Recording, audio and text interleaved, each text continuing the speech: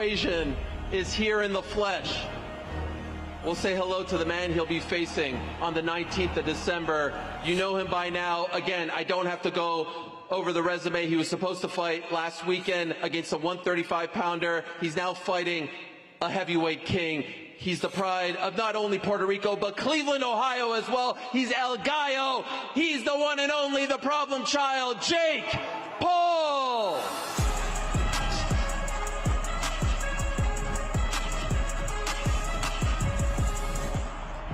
He's actually here.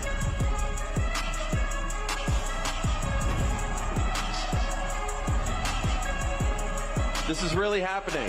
That's Jake Paul. That's Anthony Joshua.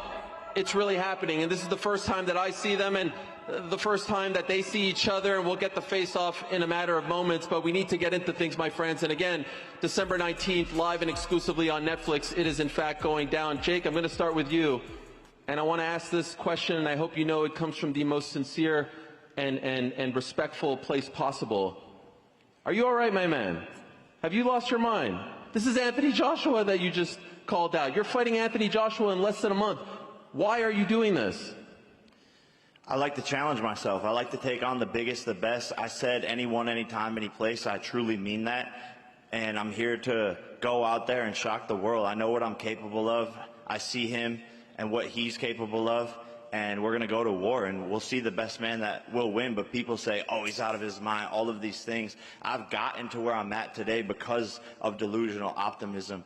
And so it's delusion until it's not, because look at where we're sitting today. No one ever thought that this would be possible, that we would be here when I first started boxing, and no one thinks I'm going to win. So join the list and be ready to be shocked.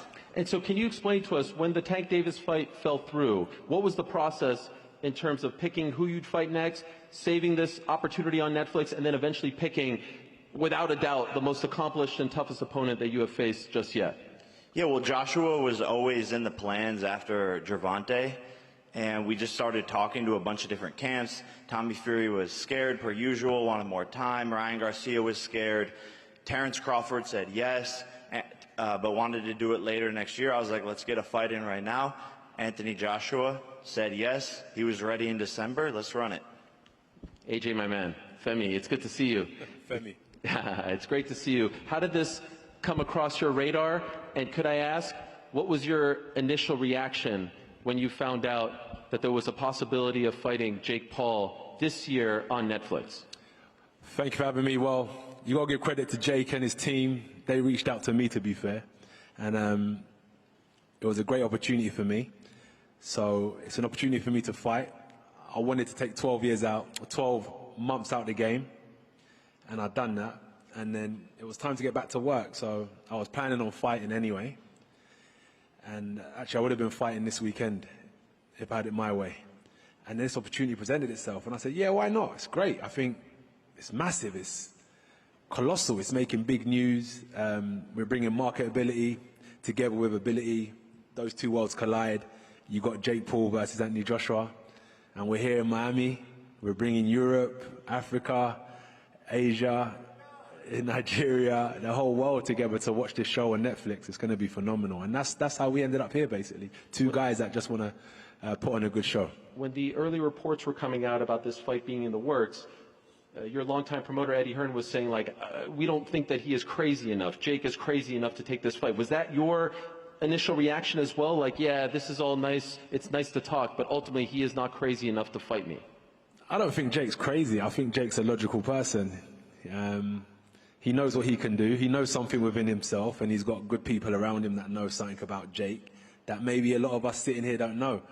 For example, I know a lot about myself that many guys don't know. All he needs is belief in himself. All I need is belief in myself. And that's why you got us two sitting up here and no one else. If we listened to everyone else, maybe we wouldn't be here today. But it's not about being crazy. He knows what he can do, and that's all that matters. Good luck to him. Jake, the last time we saw this man compete, it was at Wembley Stadium fighting Daniel Dubois for the heavyweight championship. He's not someone who's past his prime. He's not someone who's over the hill. And yes, that fight didn't go his way, but he's still very much in the game. He's one of the best heavyweights in the world. What is it about his game, though, that makes you confident that you can shock the world and beat him? Yeah, look, he's one of the best heavyweights ever. But I believe that fighting a smaller man is oftentimes harder as a heavyweight because of the speed difference and because of the foot speed, because of the angles, because of the head being off of the center. And so all of that power is great, and he's knocked people out. I just have to avoid that one shot for 8 rounds, and I believe that I can do that. So when I'm bouncing around the ring, jabbing, weaving, and doing all of these things, I know I can pick them apart and score points and make this a very, very big contest. People say, oh, I respect Jake Paul for getting in there. No, respect me because I'm about to win. Anthony, let's address the naysayers if we can. And a lot of them seem to come from your home country for whatever reason. When this fight was being worked on, Anthony's ruining his legacy. He shouldn't be in there with Jake Paul. He should be fighting the top dogs. If it goes past 2 rounds, you know, it's a stain on his resume. It's a stain on his legacy. What do you say to the people who say you shouldn't even take this fight, let alone even what happens if it goes past the 2nd round like the Ngannou fight did, that this is now a stain on your legacy? You know, I learned, I just address people that are for me. I don't address people that are against me. Basics. You know, people say, what do you feel about negative comments? I say, why am I worried about negative comments for? Why am I worried about people that don't believe in what I'm doing? I just focus on people that believe in me, that are supporting me, and that's it if I'm honest. So I ain't got nothing to say to those people because they don't even come into my psyche. That's fair. I saw when Jake was sitting down, like you were locked in on him. You were zeroing in on him. I would imagine maybe one of the first times you've seen him in person. I want that chain. Okay. That shit's dancing. That chain is dancing. You know what I mean? I'm like, give me that. We going to war, baby. This 50 cal's going in your head. Perhaps the chain on the line as well? No? No? I'll put the chain on the line. Don't say that. I'll put the chain on the line, but you got to put something on the line. I'll put my chain on the line. So when you look at this guy, what do you see when you're staring at him? Talent, focus, good team, nothing negative. He's here to do his job. I could sit up here, as I said, and try and address all the things that Jake doesn't do good. But I'm fighting Jake that's going to do everything good on December 19th. So let me focus on that. He's a good person, does his thing, great team around him, puts in the work, and that's why he's sitting here now. Anyone out there in the world that works harder than the next person deserves to be a front runner, and he's a front runner in the boxing game right now. Respect. Jake, can I ask, it feels to me from afar, you're in a bit of a lose-lose here, because it seems like a lot of people want to see you get obliterated, right? A lot of people want to see you get your comeuppance. And if you do pull off the upset, or if this fight goes the distance, again, the whispers will start to come. People will discredit you. People will say, this, that, and the other about the fight. How do you balance that, and how do you deal with that? Man, I've already won at every single thing in life. I'm playing on house money. I've accomplished all my dreams, said everything I was going to do, from becoming, the first influencer to become an actor on Disney, to becoming the biggest YouTuber in the world, to rising to the top of boxing and having the largest viewed fight in the history of the sport. I've accomplished everything. So this is a win-win and another challenge for myself. I've never been knocked down or knocked out even in sparring, but I'm in a sport where that happens. And I know this is dangerous, but this is no different than a soccer player, losing in the World Cup on the biggest stage. If that's how it goes, if I take one of those punches that Francis Ngannou took and I'm on the canvas, let's see how tough I am. Let's see if I can get back up. But I'm ready for that. I'm prepared for that mentally, and I know that he has to deal with me as well. This is not as one-sided fight as people think, and I have power. I have the ability to put people to sleep, and so that's why I took this challenge. And I know it's crazy and all of that, but I'm excited. I'm genuinely excited. My team's excited, and everyone believes in me, and that's all that matters. How much do you expect to weigh on fight night? Man, I was cutting down for Gervonta, so it's been a little tough getting back up in some strength for this, but anywhere 215 to 225, we'll see. Okay, and I want to clear something up with you, AJ. I saw in the press release that it said that on weigh-in day, you can't weigh above 245, but post-weigh-ins, you can weigh whatever you want. There's no rehydration clause or anything like that. Is that accurate? Whatever it says, yeah, I think that's the case, but my focus, 111 kilograms, is what I got to weigh in that, right? I do kilograms, not Yeah, I don't know. pounds. You stumped me on that one. What is 111? Should I look it up? 245. Okay, 245, yes. Yeah, so 111 kilograms. So that's it. That's what I'm focusing on. Anything else is a bonus after that. But 111 kilograms is my main focus. And I know your fans have been dying to see you back in action. It's been a while. It has been a while. It's been well over a year now, right? September of 24 was your last fight. Yeah. I understand you had a couple of surgeries. No, one. One, okay. On the elbow. On the elbow. Yeah. When did you get 100% cleared? When were you ready to go? How long ago? When did it get cleared? 8 months ago. Okay, so what took so long after getting cleared to get a fight? Oh, so what I done after my last fight, it's been a whirlwind, this boxing. So I've been trying to create businesses on the side and what I've been doing. So after so many years, where I'm a CEO of businesses and I'm boxing, I've decided to shut down a lot of businesses so I can put all my energy into sports. So I took 12 months out of the game, realigned my vision board, and consolidated a lot of things, trimmed down my team. And I said I need 12 months to do that, so I took 12 months out of the game. We was moving at 100 miles an hour with my blinkers on. So then I took my blinkers off, looked at the landscape, and I just changed a lot of things in my life. It took a bit of time, but I said I need 12 months, and now we're here. So 12 months out of the game, and from September 21st, if you think about it back then, to now, December, that's 3 months. So most people take about 8 to 12 weeks to prepare for a fight. So this was like a preparation for a fight, basically. So this will be my first prep and fight in December. And are you still being trained by Ben Davison, Lee Wiley? Will Ben be in your corner on the 19th of December? So no, I won't be trained by Ben Davison. I said that London's a bit distracting for me. So I was invited to train with Team Usyk. So I've been in Spain. We've been doing some good training out in Spain. And I think he's one of the best in the world. Not I think, he is one of the best in the world. And it's not all down to him, it's also down to his team that's around him. So I linked up with them, and getting an insight to how someone who's achieved so much has been phenomenal, man. It's been a great experience, and it's very challenging. Wow, I did not know that. So who will be your head trainer on the night? Igor. Okay. And how long have you been with them? A couple months now. Couple months? Yeah. In the darkness, in secret? No, it's not a secret. Are you sparring with Usyk? No, I don't spar with Usyk. Okay. Usyk's, he's training somewhere else at the minute, but he's been in camp, but he's in and out of camp. Okay. So right now he's training somewhere else. Jake, what do you make of these changes? This is some breaking news. Yeah, no, I mean, it's great. I mean, obviously, he's training with the best in the world. He is one of the best heavyweights in the world. We expect nothing less. It's great. And I want the best version of Anthony Joshua on December 19th, and it's going to be the best version of Jake Paul that you've seen, and we'll see who's better.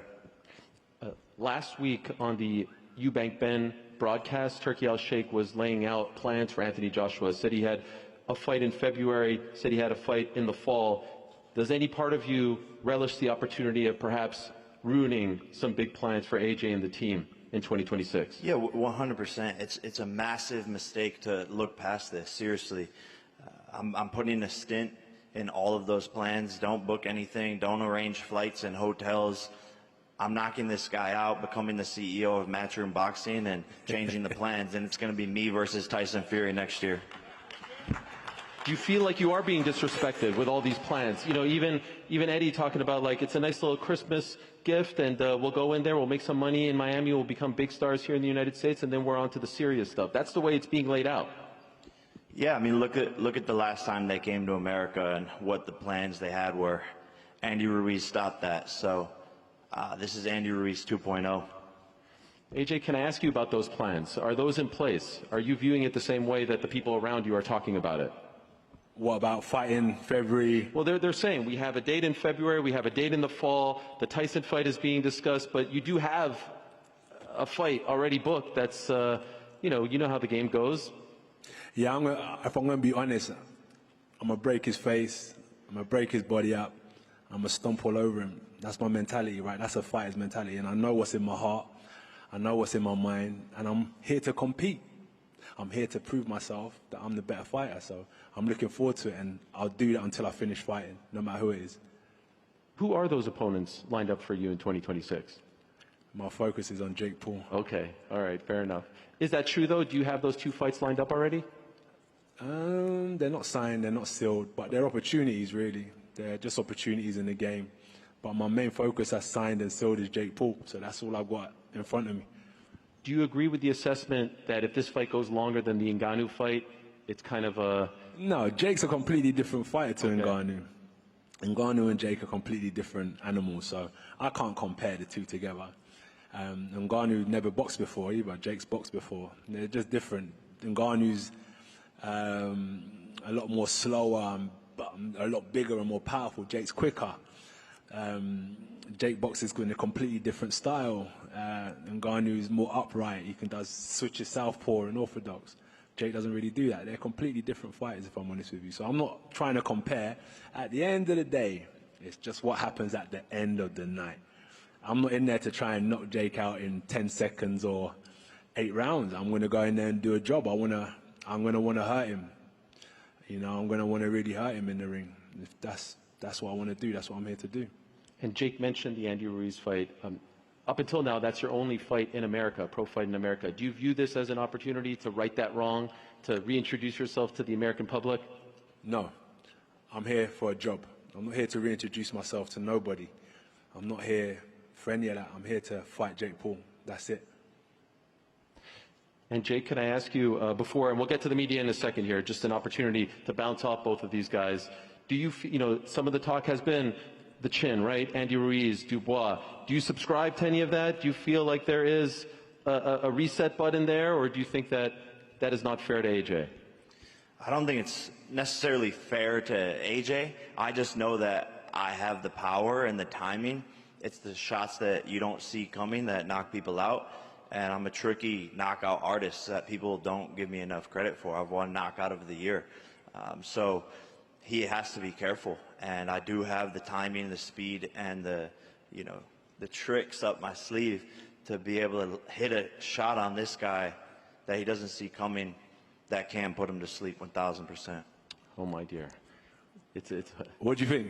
What do I think? Yeah. You're asking my opinion? Of course. No one cares about my opinion. We care. You're on the podcast talking about your opinion all day. That is true. Please check it out. It's called the Ariel Helwani Show on Uncrowned. I can't believe that we are standing here, honestly. Yeah. I give him all the credit in the world. Oh, you don't give me no credit? Well, no. I'm going all the credit in the world. And I've been one of your biggest supporters and backers. I think you are disrespected and mistreated in the UK. Why do you always focus on the negative? They're always, because they focus on the negative, and I think don't focus on the negative, people. Trust me. me. For taking this and not subscribing to the notion that there's people out there that give me credit. Okay, we focus on those people.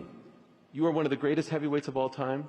You're one of the faces of boxing, not just UK boxing. You have sold out multiple stadiums. Your win over Vladimir Klitschko is one of the all-time great moments. You're an Olympic gold medalist. The fact that you are taking this challenge and not saying that you are above the challenge. No, I'm not above the challenge. I've got to work hard. Says a lot about you. Yeah, that's what I've got to work hard. I've got to keep my head down. I've got 4 weeks. I've got to put the work in. I'm not here to announce myself to the public.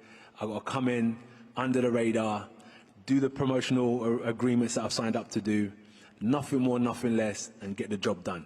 That's what we're here to do. I do get worried, if I'm being honest, when I hear all this talk about February and fall. But that's what a good promotional company should do. That's why I want to know if it was in your psyche as well. No, it's not. A good promoter, a good manager should always have plans for the future. But from where I sit in my chair, on the general's table, I've got a job at hand, and that's where my mind is. By the way, who's the opponent that you were supposed to fight this weekend? He's in Jake Paul's camp. Who's that?